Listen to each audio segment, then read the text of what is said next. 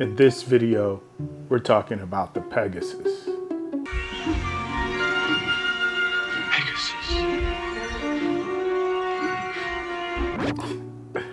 Not what I meant. I meant the Nike Pegasus. Not quite as cool, but nearly. Wait, hold up. Let's not pretend like that was a mistake. I'm not taking credit for your whack ass joke. Wait, who are you? Who am I? I'm the future you and the editor of this video. I'm the one that has to deal with all the messy shit you send back here and try to create a decent to watch video. But wait, if you're from the future, how can you be Larry, here now? I need you to focus for a second. You are not funny. I just need you to tell the people about the Nike Pegasus, and that's it. And how am I here right now? Well, that's the magic, baby.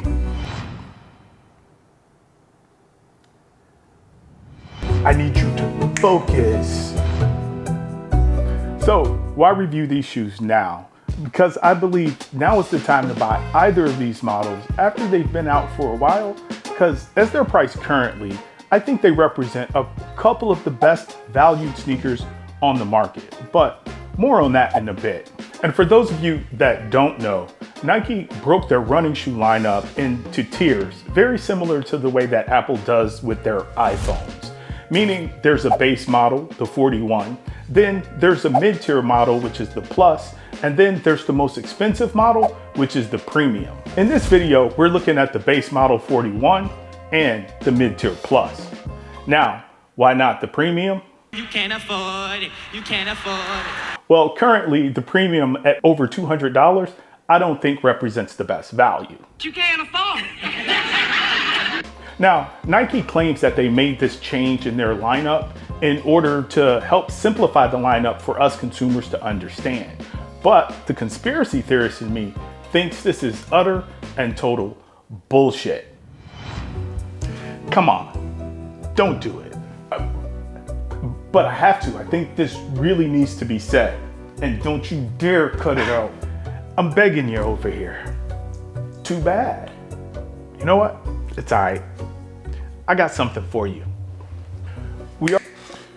Hey guys, I'm gonna rant for a second. And although I feel like it's somewhat relevant to the conversation we're having, if you wanna hear exclusively about the shoes, go to the timestamp I just posted right here. Told you, gotcha. You already know the goal of all these major corporations is to extract as much money from us as possible. And I'm confident that this revision to their lineup has more to do with a psychological hack for marketing purposes to fuel cycles of desire, hierarchical thinking, and the inherent desire most of us have in order to have the best thing. It's a play upon our emotions.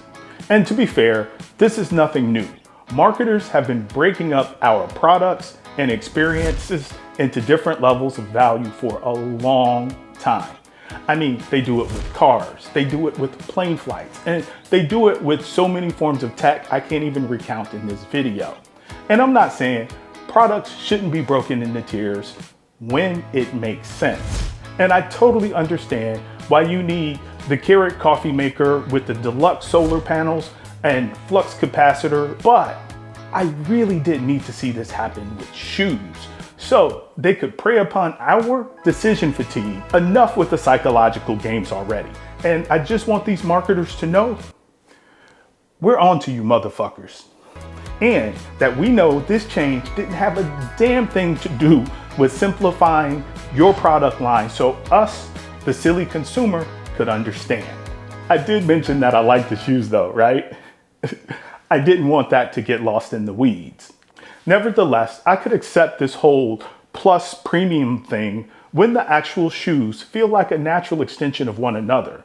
And that's not the case here, because really the Pegasus 41 and the Pegasus Plus feel like two entirely different shoes. But more on that in a minute.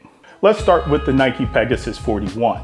The Pegasus 41 were released in June of 24, so they've been out for over a year. The Pegasus featured Nike's React X material in the shoe sole, which is enhanced by dual air zoom units. I have a hard time saying that, it's like a tongue twist. Dual air zoom units. which is basically 2 air pockets in the midsole, which are in both the heel and forefoot areas of the shoe. Now, I can't tell you if these air pockets actually do anything, but what I can tell you is whatever combination Nike used to create this shoe sole, it works. The shoe sole is soft, but not overly cushioned, and I feel these shoes offer a really great amount of cushion for the average person who's looking for everyday comfort, but isn't looking for some crazy max cushion option or 2-inch shoe stack. Not everything needs to have some crazy look, some super fat shoe stack, or gimmick to be comfortable. And the Pegasus 41 is that shoe. Also, the Pegasus 41 are a great jack of all trades, and I actually like them for running, and really as well as cross-training workouts. I think the cushion is great, and my size 11 weighs in at 10.8 ounces, which isn't the lightest, but there is definitely heavier out there, and I really think the weight is good for a running shoe. Additionally, I gotta be honest, I didn't run in them a ton because I really preferred the Pegasus 41 for casual wear, and I really didn't want to tear them up. The Pegasus 41 also have a rounded toe box, which I really like, and again, I think makes them okay for cross training.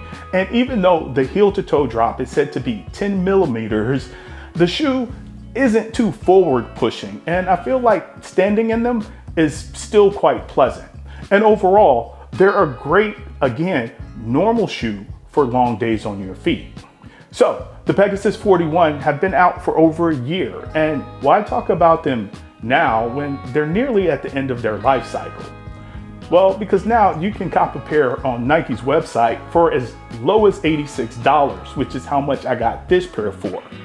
And probably what they should cost anyway, but a conversation for another day. Still, in this market, $86 is a great price for an all-purpose pair of shoes. So if I'm such a big fan of the 41, then I must like the Plus even better, right?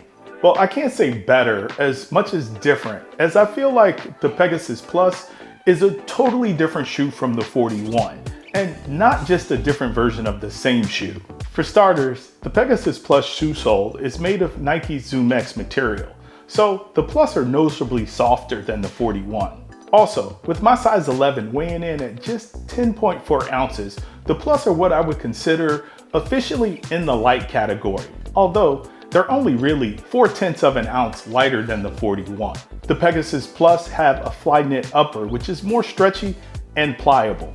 I'm personally a fan of the more sock-like uppers and find the one here to be pretty comfortable. You can definitely flex your feet more freely while wearing these. The one thing that I don't love is the overall shape of the shoe, which comes to a point at the end. And on me, it kind of ends up looking like I'm wearing shoes that are meant for the Keebler elf. But that aside, I really like the Pegasus Plus for running. They're light, and I feel like they have the perfect amount of cushion and compression with each step while I run. I really think the Plus hit well on that note of having a noticeable softness without it being too much. Now again, I just really ran enough so that I could feel these out and share it with you, because I really want to use the Pegasus Plus for lifestyle shoes, as I have several shoes already dedicated to running that I'm happy with. However, I don't necessarily like them better than the Pegasus Plus. The Pegasus Plus also have a 10mm drop, but once again, they don't feel too forward leaning and are still pleasant to stand in. And walking is a pleasure. They'd almost be perfect if it weren't for that damn elf toe. Now, I do like the way that both the Pegasus Plus and the Pegasus 41 look, which is the reason why they both get the casual wear designation for me. Fashion isn't generally a big driving force for me, but these two Pegasus options provide the best of both worlds, comfort and aesthetic. Which one of these shoes do I like better? Which one do I believe provides the best value? And which one do I recommend? And since I don't ever cop out in these videos, I'm gonna tell you. I do like the Pegasus Plus better for comfort, but that's by the slightest of margins, and that's because I can't deny the flexibility of the fly knit upper and the softness of the Zoom X foam. But overall, I like the Pegasus 41 better, and honestly, I don't really have a good reason, I just do. Perhaps it's because I find that ZoomX foam has a tendency to get wrinkly, whereas ReactX foam it looks like it holds up better in the long run, although the difference is really cosmetic and not performance driven, but that is something that I've noticed. And again, I can't emphasize enough that these feel like two different shoes, more so than two variations of the same shoe. Look, the upper is completely different. The material in the shoe sole is completely different. And even the shape of each of these shoes is pretty significantly different. I mean, they're just not the same shoe. However, I do believe that the Pegasus 41 represents one of the best values on the market, and it's what I would recommend to most people or anyone looking for a daily shoe to just kick around in. But if you're looking to run, walk for exercise, or just have any type of more specific use case, then you may want to consider springing for the Plus, which now can be found as low as $108 for certain colorways. And at that price, it makes it a much more difficult decision. Anyway, I really hope that this video was helpful. Thanks a bunch for watching. Until the next one, fitness and beer. Get out of here.